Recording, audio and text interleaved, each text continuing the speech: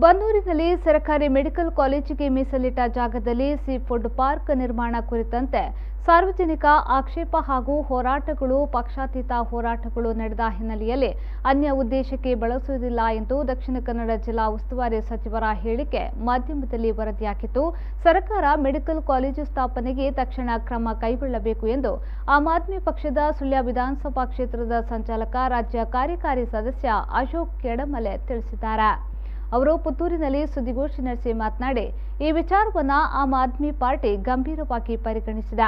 ಹಲವು ಪಕ್ಷಾತೀತ ಹೋರಾಟಗಳ ಪರಿಣಾಮ ಇದೀಗ ಸೀ ಫುಡ್ ಪಾರ್ಕ್ ನಿರ್ಮಾಣ ಕೈಬಿಡಲಾಗಿದೆ.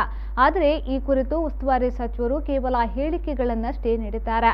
ಸರ್ಕಾರದಿಂದ ಯಾವುದೇ ಕ್ಲಾರಿಫಿಕೇಷನ್ ನೋಟಿಸ್ ಈವರೆಗೆ ಬಂದಿಲ್ಲ. ಇದನ್ನು ನಾವು ತೀವ್ರವಾಗಿ ಖಂಡಿಸುತ್ತೇವೆ.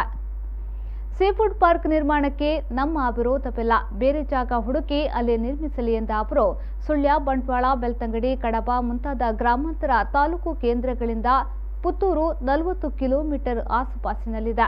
ಆದ್ದರಿಂದ ಮೆಡಿಕಲ್ ಕಾಲೇಜು ನಿರ್ಮಾಣವಾದಲ್ಲಿ ತೃತೀಯ ಹಂತದ ಚಿಕಿತ್ಸೆ ಕೂಡ ಸುಲಭದಲ್ಲಿ ಸಾಧ್ಯವಾಗುತ್ತದೆ. ತುರ್ತು ಸಂದರ್ಭದಲ್ಲಿ ಹೆರಿಗೆಯ ಸಂದರ್ಭ, ರಕ್ತಸ್ರಾವ, ಅಪಘಾತ ಇತ್ಯಾದಿ ಸಂದರ್ಭದಲ್ಲಿ ಉನ್ನತ ಚಿಕಿತ್ಸೆಗೆ ಅತ್ಯಂತ ಕಡಿಮೆ ಅವಧಿಯಲ್ಲಿ ವ್ಯವಸ್ಥೆಯಾಗುತ್ತದೆ.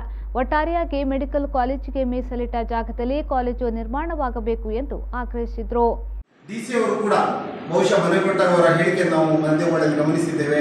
ಅದನ್ನು ಸ್ಥಳಾಂತರಿಸ್ತೇವೆ ಅಥವಾ ಬೇರೆ ಸ್ಥಳ ಹುಡುಕಬಹುದು ಅಂತ ಹೇಳುವುದನ್ನು ಅವರು ಹೇಳಿದರು.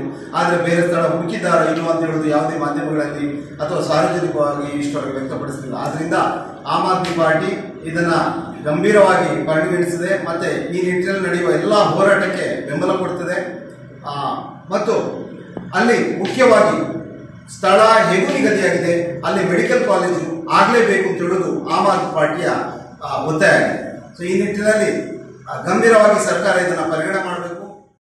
ಸುದ್ದಿಗೋಷ್ಠಿಯಲ್ಲಿ ಆಮ್ ಆದ್ಮಿ ಪಾರ್ಟಿ ದಕ್ಷಿಣ ಕನ್ನಡ ಜಿಲ್ಲಾ ಸಂಚಾಲಕ ರಾಜೇಂದ್ರ ಕುಮಾರ್ ಕೆಪಿ, ಕಡಬ ತಾಲೂಕು ಉಸ್ತುವಾರಿ ಅಬ್ದುಲ್ ರಶೀದ್ ಪೀಳ್ಯ, ಮುಖಂಡ ಆನಂದ್ ಗೌಡ ರಾಮಕುಂಜ ಉಪಸ್ಥಿತರಿದ್ದರು.